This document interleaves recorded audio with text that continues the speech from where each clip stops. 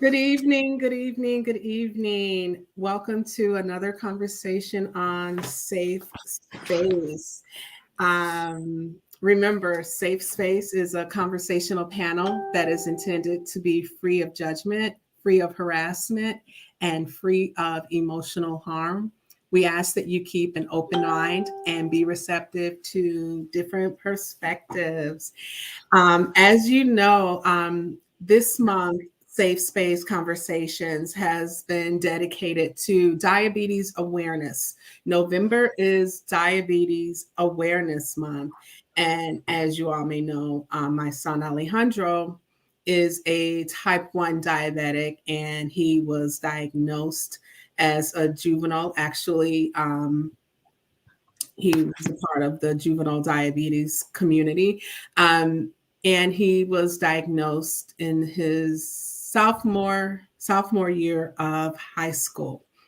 Our previous conversations were from individuals that experienced life and how they manage having diabetes. So today we have an expert we're going to have a conversation with, and she is going to introduce herself. Her name is Sneha. Sneha. Sneha. Sneha, and Yep. she's going to introduce herself and her career, her profession. She's dedicated to diabetes education and awareness. So, Sneha, go ahead, introduce yourself. I apologize. I keep moving. I've been using this video technology forever, and I do not know what my light is doing right now. My computer, and there's this light. But There okay. you go. You're perfect. This There's makes it no, better. yes. All right. So sorry No if you're problem. watching and getting dizzy. So yes, thank you so much for inviting me to be a part of this conversation. I am, like you said, Sneha Srivastava. I am local. I have been in Chicago and recently moved out, not so recently, but not too long ago, to the North Burbs. And I have been very passionate about diabetes, diabetes care, diabetes management, diabetes prevention, all of the above for maybe 15, 16 years. I started out in school and I wasn't sure exactly what I wanted to do. And I went to pharmacy school, and you're exposed to so many different things. And what I realized is that, one, I love talking with people, hearing their life stories, hearing right, medications are a part of us, conditions are a part of us, but they don't define us. So how is it impacting, and what's working and what's not working, and just having these conversations. So I knew that I wanted to be in a place with people where we could talk rather than it feeling like, seeing them at the hospital bedside or in some other way. And diabetes specifically became very interesting to me because it was a condition that can impact your life in every single way. But it can also be something that you can kind of take ownership of. Very difficult, but a possibility. And so working with people as they're trying to navigate through that was just, I don't know, really important to me. And I really enjoyed it. And I liked that it's something that we could impact, right? There's certain conditions you could do everything in the world and it just doesn't necessarily help. Whereas with this, there's so many different things that you can do. And it truly is a journey. So to be a part of that patient's journey has been really rewarding to me. Oh, great. Thank you. Now, Sneha, am I pronouncing your name correctly? Yeah. Okay, great. What actually is diabetes? What's going on in the body that causes diabetes, or what actually is diabetes doing to the body?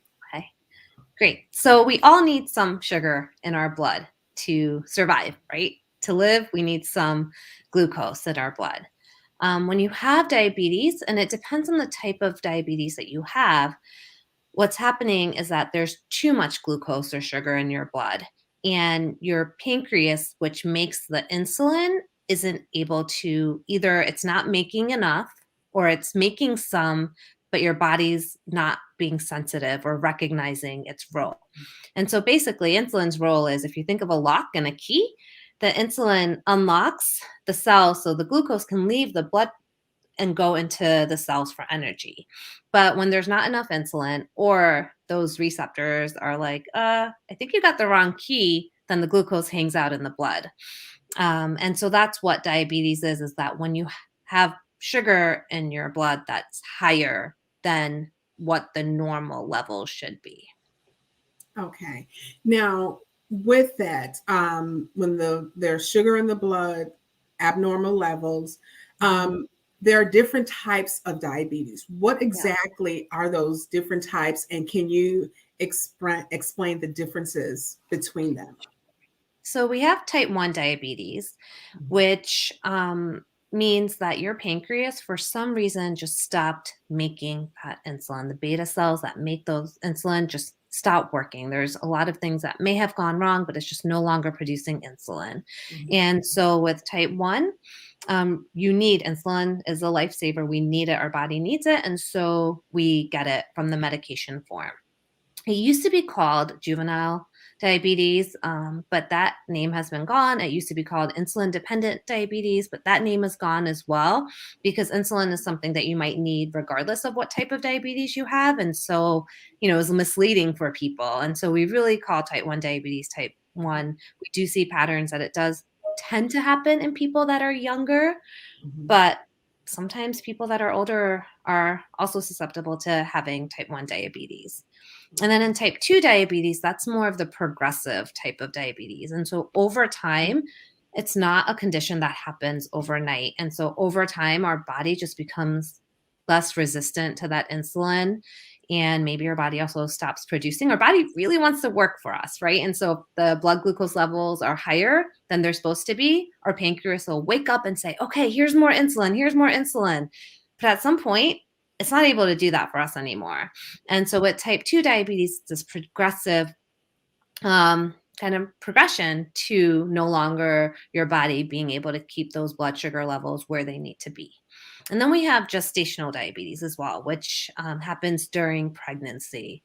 And so any of you that have been pregnant, there's so many things that happen to us or potentially could happen when you're pregnant. And so basically what that means is that your blood sugar levels are higher than they should be. And we usually find out maybe week 24 to week 26. And then once you have your baby, if it truly just happened during the pregnancy, then your blood sugar levels kind of normalize and you're at risk of having type 2 diabetes. And you need to continue to monitor and do all the things you can do to prevent it from happening or prevent it from happening anytime soon. But that's what gestational diabetes is. And then they're discovering some other types. They're learning there's so many different things that could be going on in the body that contribute to this high blood sugar. But those are the three main types that happen. Okay. Now, are there different ways to treat the different types of diabetes, or are all the diabetes treated the same? That's a great question. So with type 1, we need insulin. And so when our body makes insulin, we have some insulin being released throughout the day. So, you might eat a snack here and there, and you might our liver's making some sugar. And so we have this kind of steady stream of insulin, just that our body knows what to do to turn it on, turn it off. If we eat dinner, it releases a little extra insulin. If you're running around and you skip lunch, it holds on and it balances it.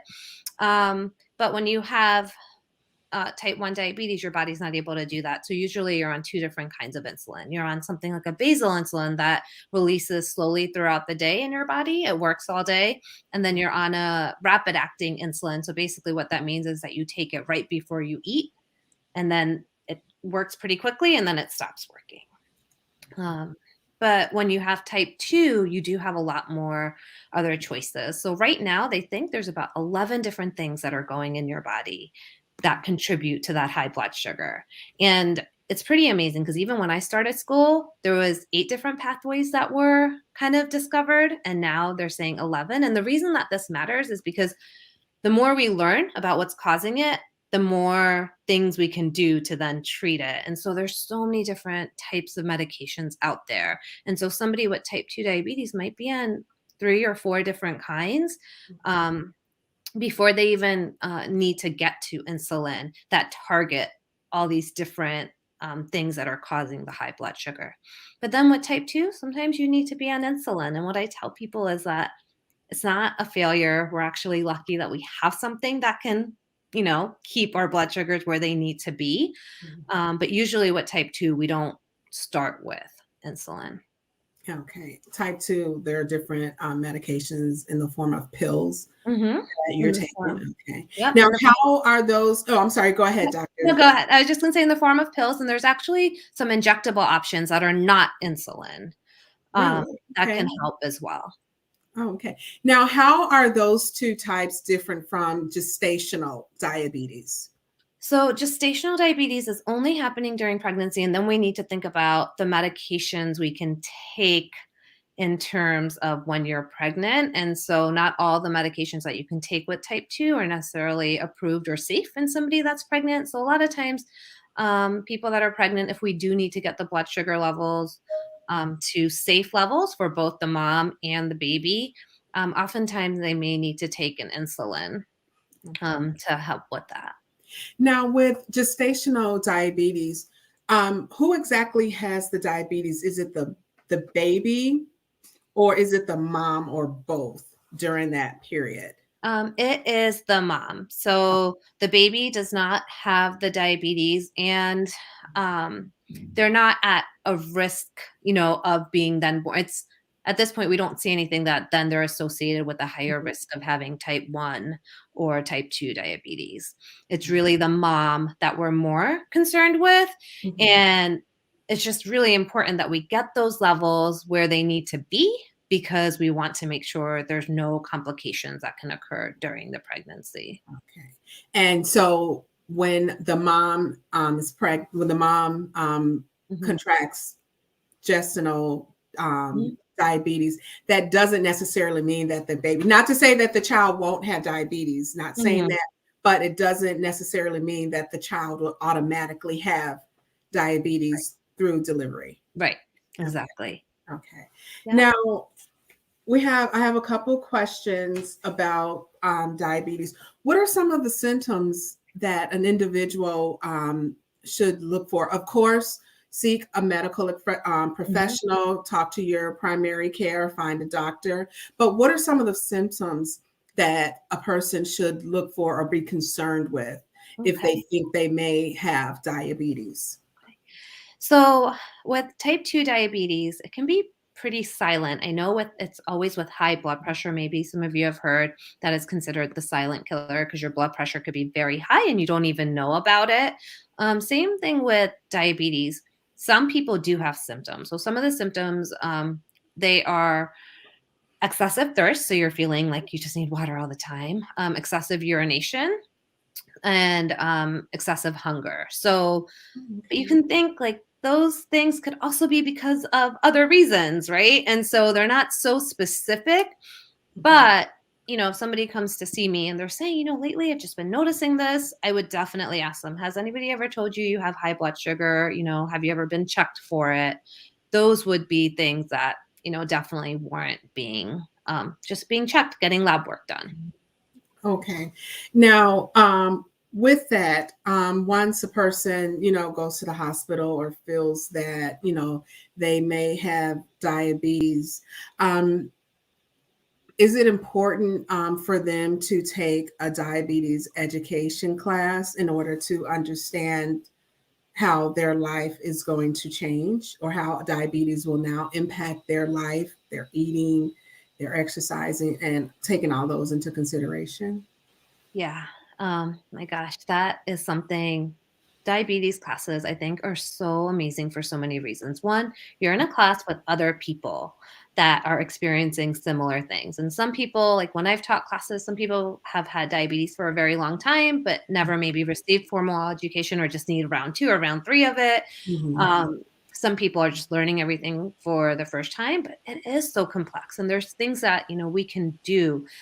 There's medications, but there's also a lot of changes with diet, a lot of changes with physical activity that can really help control those blood sugar levels. So knowing exactly what it is that you can do to help with that I think is so key. And then just talking with each other, right? Your teacher or your facilitator is able to kind of talk about the different topics, provide some of that education. But so much of the learning also just happens with, hey, I tried this new recipe at home. And somebody else is like, oh, yeah, I've never thought of making that. And, you have this like just new things that you can do to, I think, help.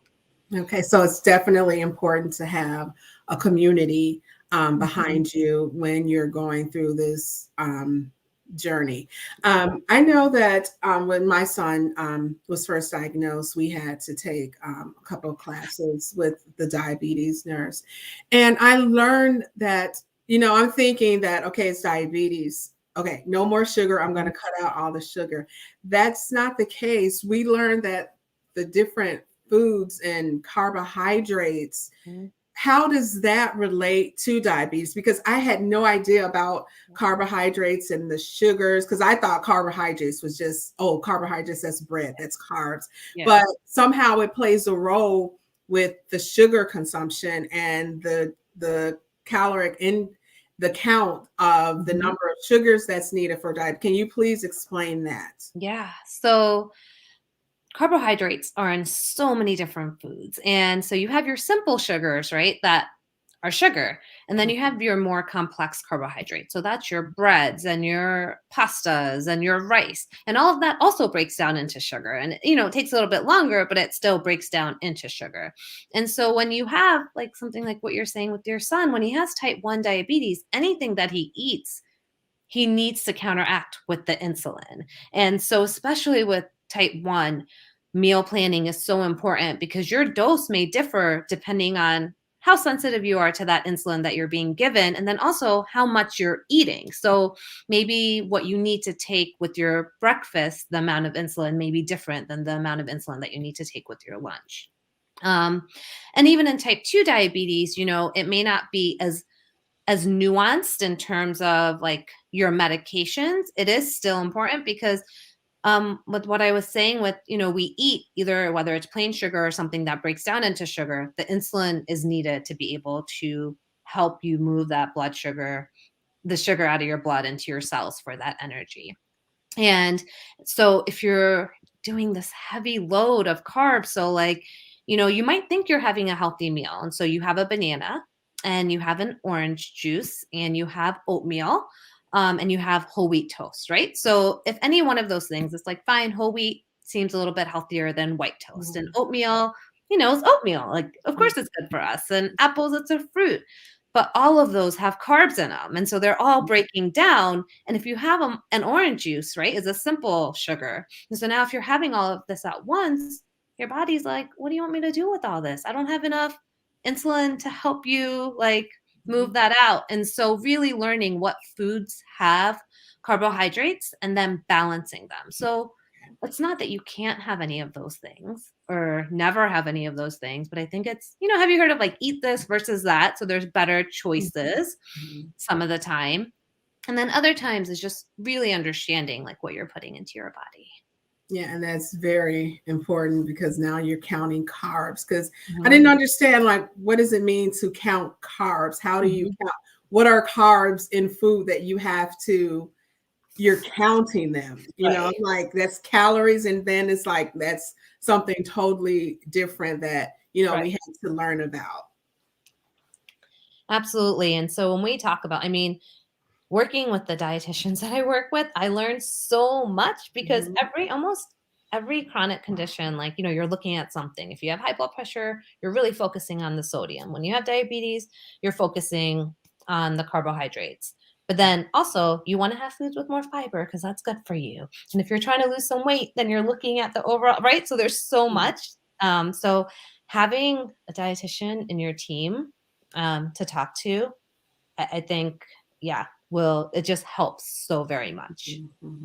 Now, with the care and managing of diabetes, how often? Because I know for I don't want to say one that's normal. I'm not going to say that. Mhm. For individuals who don't have diabetes as a health issue, we have our annual checkups. For someone that has diabetes, how often should they be seeing their primary care or endocrinologist.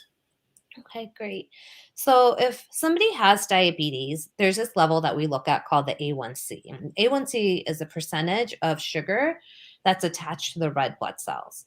And we need to look at that number every 3 months, because if you look at it sooner than that, we have to wait for our body turns over the red cells. So that's why doing it too soon doesn't tell us too much. But what that tells us is on average what the person's blood sugar has been over the last 2 to 3 months. So even if, like, people are like, oh, I'm just not going to eat bad the day before or 2 days before, it's not going to really matter because it's really an average of that whole 2 to 3 months. And if we think about it, we're not, if somebody's checking their blood sugar, they're not checking every single second of every single day. And so, if they're checking, let's say a couple of times a week or a couple of times a day, it's only still giving us a small snapshot. So this gives us an idea of where their blood sugar has been.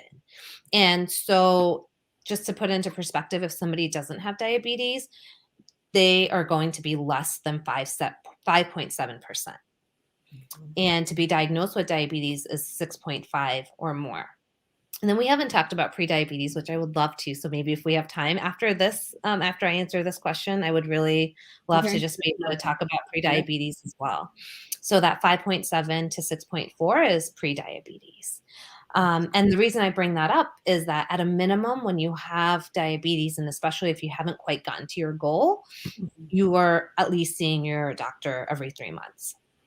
Because every 3 months, we want to see where that number's at, want to reevaluate the medications that you're taking. If you just first got diagnosed, maybe going once a month until you titrate the medications. And there's so much to learn. You can't do that in a 20-minute visit. And that's if you're lucky, right? Usually they're like 15 minutes, like in and out. Yes. And so, that's another reason why those classes are so great, because then it can really focus on the education piece of it. So in the beginning, you might need to go a little bit more frequently, but otherwise usually go every 3 months. And then if you've had diabetes and it's been well controlled and you're just kind of living life alongside, then every 6 months might be fine as well. Okay. Now you were talking about pre-diabetes. Please share what exactly does that mean?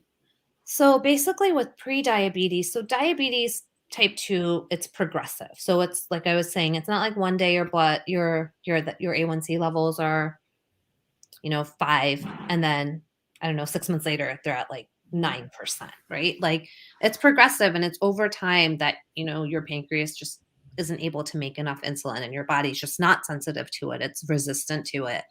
And so pre-diabetes, if somebody finds out that they have prediabetes, it's really important to be like, all right, what can I start doing so I don't progress towards type 2 diabetes, and rather I can, whether the words remission or just somebody who is at risk for having prediabetes and diabetes, but does not right now.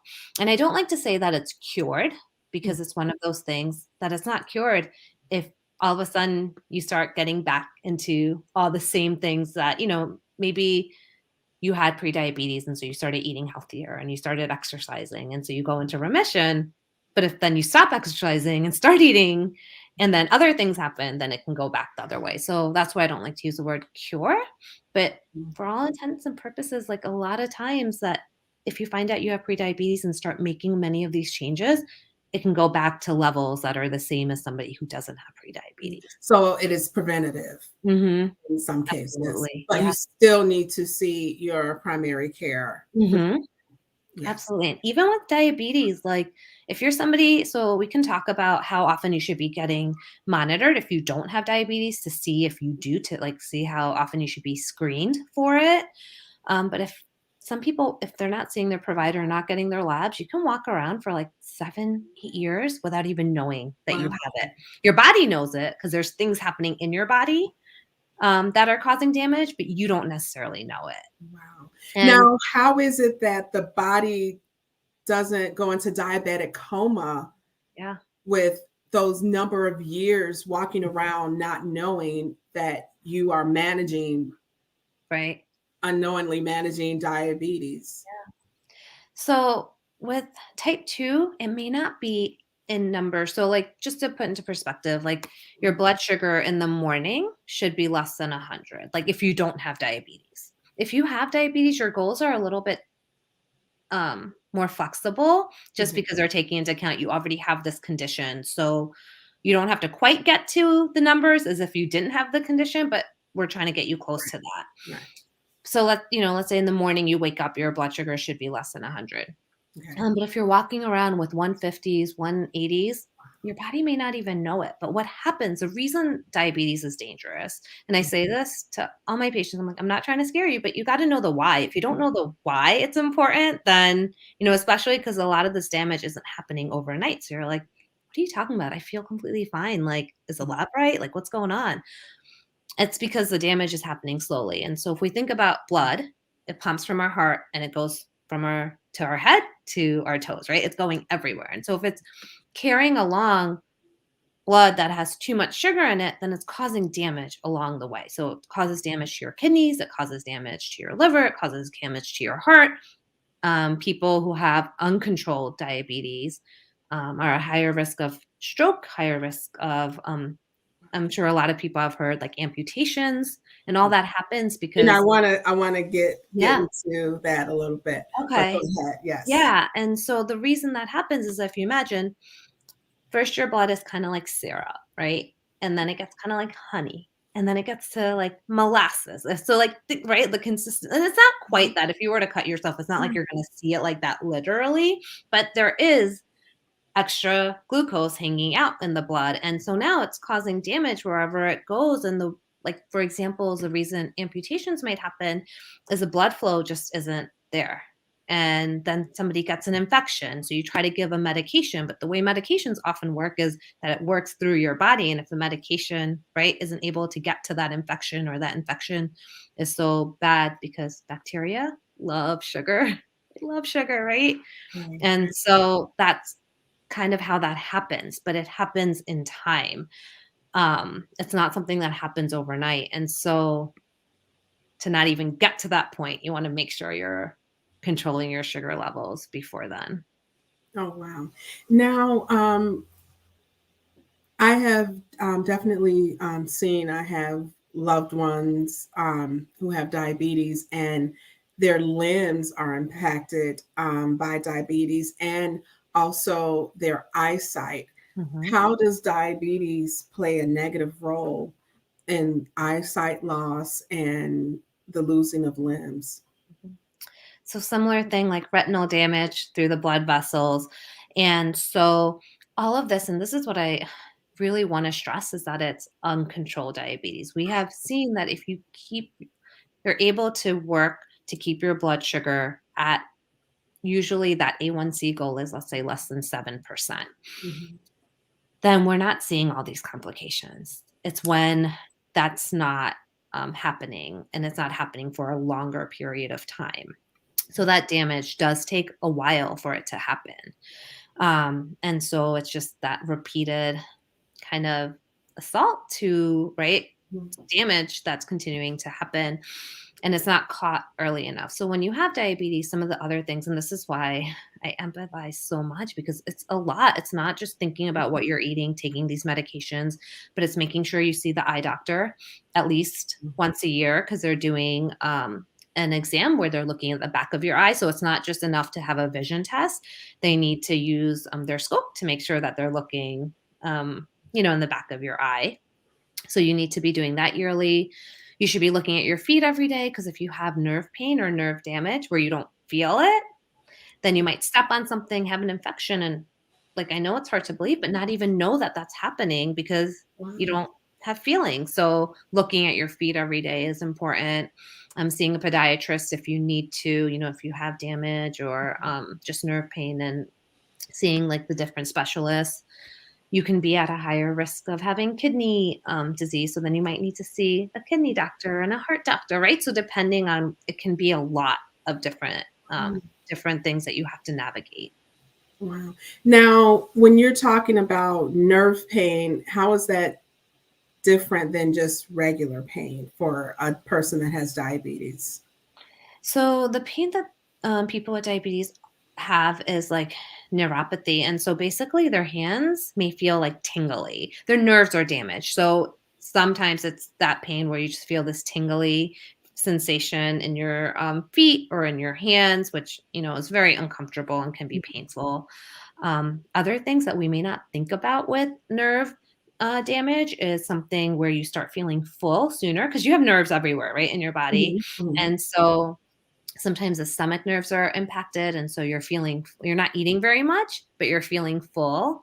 And even if somebody is trying to lose weight, eating properly with diabetes is important because if you're taking a medication that's bringing your blood sugar down and you don't have enough blood sugar in your body for it to, right? And so it's this balance that is Mhm. difficult. But if you're not feeling good enough to like eat, it's hard. And so that kind of damage, sexual health is something is not talked about often enough, but it can impact an increased risk of erectile dysfunction Mhm. in men. And, a lot of times it's like, well, I don't know what's going on. And it could be the chronic conditions that are causing it.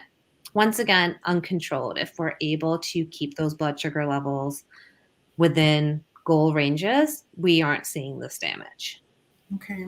Now, what types of doctors should a diabetic be seeing? Because I know I've heard of the endocrinologist. Mhm. Can you explain exactly what is an endocrinologist? Yeah. So an endocrinologist is somebody that uh, is an expert in endocrine related disorders. So that would be diabetes, that would be things like with your thyroid. Um, and so those are two examples of why somebody might see an endocrinologist. Does everybody with diabetes need to see an endocrinologist? Not necessarily. Definitely want to see your primary care. And patients are often referred to an endo if, we're not able to quite manage it or you need multiple medications, but we're still not making necessarily the progress that you would think that we, need to make. And so seeing an endocrinologist who has that expertise, you might be referred to see. Many people with type 1 diabetes are definitely referred to endocrinologists, and there's actually pediatric endocrinologists. So I'm wondering if that's who your son saw. So somebody who really specializes with, and then it's nice because if you see an endocrinologist, sometimes you get a little bit more specific care, right? Because you go to your primary and they're looking at so many of your conditions, and they are well suited, most of them, to manage diabetes as well. But there's all this new technology. Or some of those classes that we talked about in diabetes education, maybe the endocrinology center has a lot of those resources. And so I think while everybody doesn't need to see one, there's definitely people that benefit from seeing one. Okay. Okay. Now, with that, how has technology helped patients in the management of their day-to-day life with diabetes? Gosh, technology is, when I went to college, I typed my application and internet was barely a thing. So it is amazing how far technology has come. And that's no different with diabetes. So we were talking about glucose meters, right? And we were talking about how you have this and even little things with technology when it comes to insulin and pen needles, like the needles and the syringes, what the syringes used to look like big and glass and big thick needles. Like now when you see the needles, they're really thin and Mhm. they're really and to have to still prick yourself every day, even if they're really thin, I get it. That's probably not fun for anybody. But technology has come a long way in terms of how they're able to deliver those medications. Same with testing blood sugar. There's something called the continuous glucose monitoring. And so basically what it is that it's like like just implant it, but it's not really like anything. You can do it to yourself and you put it on and you can switch it depending on what kind that you have. Will differ how often you need to switch it out. And then it constantly tells you what your blood sugar levels are. And with that technology, it is eye opening. So people of all ages can use it. There's certain people that benefit from it more than others. But if I think about somebody with type 1, like if my child had type 1, right, before this technology, they're going to bed and I'm worried, like, is their blood sugar going to drop in the middle of the night? Like, I'm sure I see you, like, I don't need to talk about it with you, but I've got to imagine that was just so stressful. It So with was, this especially at machine, the beginning stages where you don't really understand this. Do we Mhm. call diabetes a disease, or what Yeah, it's a exactly? chronic condition. It's a A chronic disease. condition? The Yes, one at thing that the we're beginning trying not to stage, do. it is very scary for a parent. Mhm. Yes. And so this machine is constantly reading and then it sends alert. And not only does this machine like read these numbers, but then if you were my parent, you could have it on your cell phone. I can share my numbers with 6 Mhm, other people. And mhm, so, they can keep an eye on it and kind of be like, oh, eh, it's kind of dropping, or especially depending on what age your child is and how mhm. much their own control they have versus how much you're involved. And even if somebody who may be an adult with type 2 diabetes, it trends. So it's like, Okay. it's not only when the blood sugar gets too low and you're feeling the symptoms that you go to treat it, but this machine's going to start telling you, like, hey, you're dropping quicker than you should. Like, take a time out, go eat a snack, go do what you need to do before it gets too low. In the Okay. same way, the other way. So that technology is amazing. Then there's insulin pumps. So instead of having to inject yourself so many times a day, it's just a pump that you wear. And it is, once again, like, injected into you. It is a small needle, and then you wear that and then you dial your dose. So we're continuing to see this. It's also helping us manage the condition better. Oh, great, great. Definitely. Technology Mhm. has always been a help to the diabetics monitoring, their sugars, and also having apps that they can send automatically to the doctor or Mhm. the nurse. Where, because I know with my son, they had to download some type of numbers or Mhm. account from the machine. And I remember he would always hide that information. Like, did you send the doctor, the nurse called? Did you send her the information from Mhm. your machine? And I think it was a glucose machine. Mhm.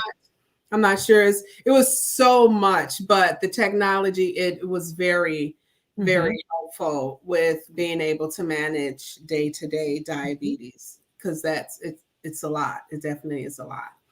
Now, one last question. How has technology been beneficial for athletes that have diabetes?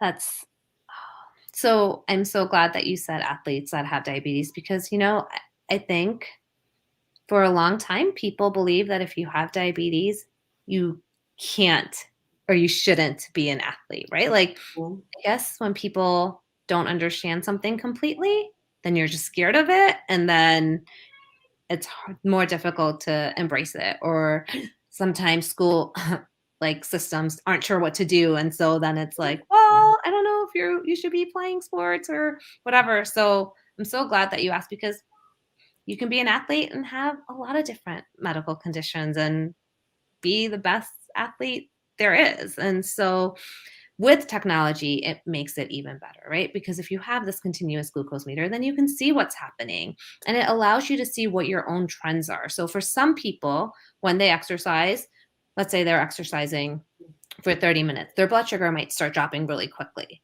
Whereas some other people can do something for an hour, hour and a half before they see that trend. And so once you know what your trend is, then every 30 minutes, I need to eat one of those Okay. glucose jellies. Or I Mhm. know that before I start X, Y, and Z, I need to eat this much food or this type of food. And just having that data allows you to be empowered and prevent negative things from happening, right? Like kind of get on Right. top of it. Because if you have low blood sugar, yes, you can treat it.